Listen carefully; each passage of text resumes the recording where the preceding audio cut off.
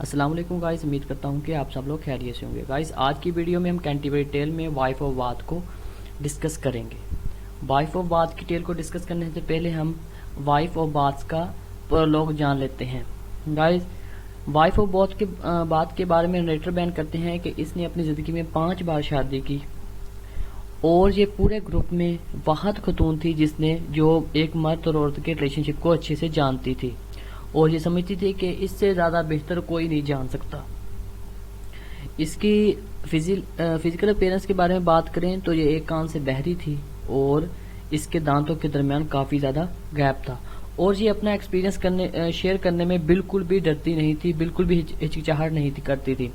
اور دوسری بات، یہ اپنی شادی کا ایکسپیرینس تقریباً ہی ہر بندے سے شیئر کر لیتی تھی۔ یہ مانتی تھی کہ انسان کو زندگی میں ایک بار شادی نہیں کرنی چاہیے بلکہ بار بار شادیاں کرنی چاہیے۔ وہ اپنے اسی پرولوگ میں بتاتی ہیں کہ کنگ سولمن کے بارے میں بتاتے ہیں کہ اس کی بھی بہت زیادہ بیویاں تھیں۔ اس کے بعد وہ خود یہ نہیں کہ دوسروں کے ایکسپیرینس بلکہ اپنے خود کے ایکسپیرینس پر ہی ہر بات کرتی تھی۔ وہ کہتی تھی کہ گروپ میں جتنے بھی لوگ ہیں مجھے ایک بار صرف اتنا بتا دیں کہ اللہ تعالیٰ نے یا گاڈ نے کہا ہے کہ اپنی ورجنٹی کو برقرار رکھیں۔ وہ کہتی تھی مجھے اس بات سے کوئی لینا دینا نہیں ہے، نہ ہی کوئی جیلس پن ہے کسی سے کہ اگر وہ کوئی خاتون اپنی ورجنٹی کو قائم رکھنا چاہتی ہو۔ لیکن وہ کہہ رہی تھی کہ انسان کو اللہ تعالیٰ نے یہ جو سیکشول آرگن دیے ہیں یہ پلیئر کے لیے ہی دیے ہیں، لہٰذا ہمیں اس کا استعمال کرنا چاہیے۔ کنگ آف باتھ کے بارے میں ایک اور بات مشہور ہے کہ وہ اپنے ان سیکسول پاور کا استعمال اپنے ہسبینڈ پر زیادہ کرتی تھی، اس لیے کہ وہ جھوٹ بولتی تھی، اپنے ہسبینڈ لوگوں پر الزام لگاتی تھی کہ آپ کا باہر کسی لیڈی کے ساتھ افیئر چل رہا ہے اور مجھے اس بات کا علم ہے۔ اور اس کا یہ بھی کہنا ہے کہ ہر عورت کو مرد سے زیادہ چلاکیاں دکھانی چاہیے اور یہ چلاکیاں اس کو شادی کے بعد ہی دکھانا چاہیے۔ اسی دوران پارٹنر اٹھتا ہے اور کہتا ہے کہ اچانک اٹھ کر کنگ وائف آف باتھ سے سوال کرنے لگ جاتا ہے۔ وائف آف باتھ اسے ڈانٹ کر بٹھا دیتی ہیں اور کہتی ہیں کہ آپ میری پوری سٹوری سنیں اور اس کے بعد آپ ڈیسائیڈ کریں کہ آپ کو شادی کرنی ہے کہ نہیں۔ اس کے 5 ہسبینڈ کا جب اس نے اپنے ذکر کیا تو اس نے بتایا کہ پہلے 3 ہسبینڈ تو اچھے تھے کیونکہ وہ رچ بھی تھے، اولڈ بھی تھے اور سب سے زیادہ کہ وہ ایک دوسرے کو گفٹ بہت زیادہ دیتے تھے۔ اور king of wife of bath ہمیشہ ہی ان کی چاپلوسی کرتی تھی اس وجہ سے کہ وہ یہ رچ تھے اور اس کی ہر بات مانتے تھے۔ لیکن 2 لاسٹ والے ہسبینڈ بہت زیادہ عجیب سے تھے، ان کے پاس نہ تو پیسہ تھا، لیکن 4تھ ہسبینڈ ایک دن مسٹریس کو لے آیا اور وائف آف باتھ نے انہوں نے کہا کہ آپ نے یہ اچھا نہیں کیا، اس کا آپ کو برے نتائج کا سامنا کرنا پڑے گا۔ تو وائف آف باتھ ابھی 4تھ ہسبینڈ کے نکاح میں ہی تھی کہ اس نے 5ویں شادی کر لی جس کے ساتھ اس کا نام تھا جینکن۔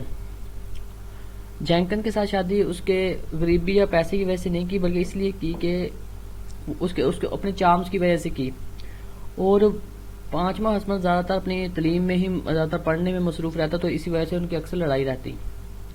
ایک دن فائٹ کافی بڑھ گئی، ایک دوسرے میں لڑائی کافی بڑھ گئی کہ وائف آف باتھ نے اس کے منہ پر ایک پنچ دے مارا اور بدلے میں اس نے بھی وائف آف باتھ کے سر پر کچھ چیز ماری جس کی وجہ سے وائف آف باتھ کا ایک کان چلا گیا اور وہ بہری ہو گئی۔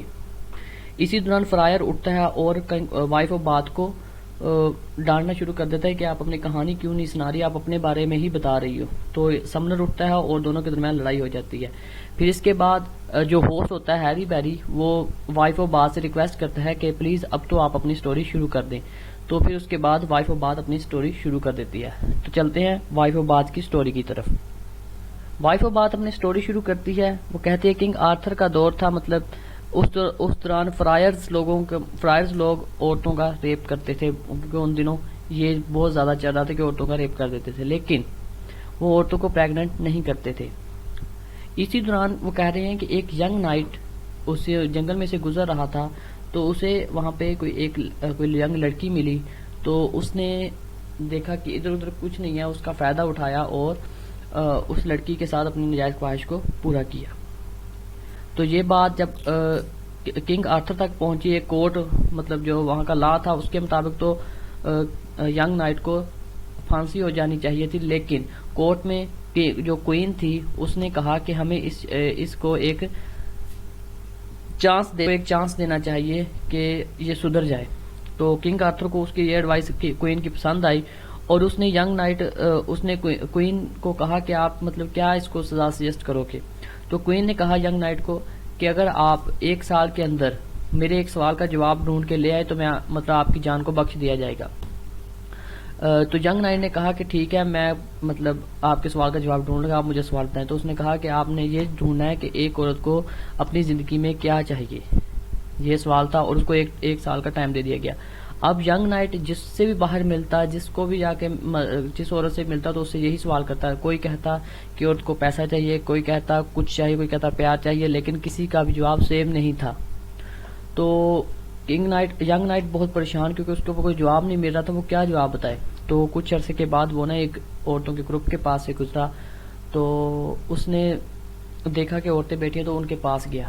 ینگ نائٹ ان کے پاس گیا اور وہاں جا کے ان سے ایک سوال کیا, یہی والا اپنا سیم ٹو سیم سوال کیا اور ان سے پوچھا کہ ایک عورت کو کیا چاہیے اپنی زندگی میں. تو یہ بات سن کر ساری وہاں سے نا عورتیں اٹھ کے بھاگ جاتی ہیں, مطلب غائب ہو جاتی ہیں, فرمے لے کے چلی جاتی ہیں. تو ایک بڑی خاتون وہاں پہ بیٹھی رہتی ہے اور وہاں پہ بیٹھی رہتی ہے تو وہ پوچھتی ہے کہ ہاں بھی جوان آدمی تجھے کون سا سوال پوچھنا ہے. تو جوان آدمی اور ینگ نائٹ اسے بتاتا ہے کہ ایک عورت کو اپنی زندگی میں کیا چاہیے. تو عورت کہتی ہے کہ اگر میں تجھے اس سوال کا جواب دے دوں تو کیا تم میری بات کو مانو گے, میری بات کو تسلیم کرو گے, یا مطلب میری بات پہ ایگری ہو جاؤ گے. تو ینگ نائٹ کیونکہ اس کو سوال کا جواب مل رہا تھا تو اس نے کہا ہاں ٹھیک ہے میں آپ کی ہر بات مانوں گا.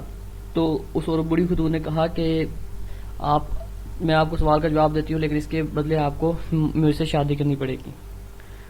ینگ نائٹ تھوڑا سا ہچکچاتا ہے اور پھر بعد میں سوچتا ہے کہ مرنے سے تو بہتر ہے کہ مطلب سوال کا جواب دے کر زندہ رہ لیا جائے. تو اس بڑی خاتون نے اس کے کان میں جواب بتا دیا. تو ینگ نائٹ بہت خوش ہوا, وہ اس کو لے گیا کوئین کے پاس. کوئین اور وہاں پہ جتنا بھی سارے لوگ انتظار کر رہے تھے کہ ینگ نائٹ کب آئے اور ہمیں سوال کا جواب دے. تو ینگ نائٹ نے کوئین کو اپنا سوال کا بتایا کہ ایک عورت کو اپنی زندگی میں اپنے شوہر پر مکمل ادھیکار چاہیے, مطلب ایک عورت کو اپنے شوہر کے تمام حقوق چاہیے کہ اس کی ہر بات مانے, ہر طرح سے صرف اسی کا ہی ہو. تمام لوگوں کو ینگ نائٹ کا یہ جواب پسند آیا اور اس کی جان کو بخش دیا جاتا ہے. اب کیونکہ ینگ نائٹ نے وعدہ کیا ہوا تھا اس بڑی خاتون سے شادی کرنے کا, تو اس کے بعد ینگ نائٹ نے اس بڑی خاتون کو کہا کہ آپ مجھ سے میرا پیسہ لے لیں, سب لے لیں, لیکن مجھ سے شادی نہ کریں.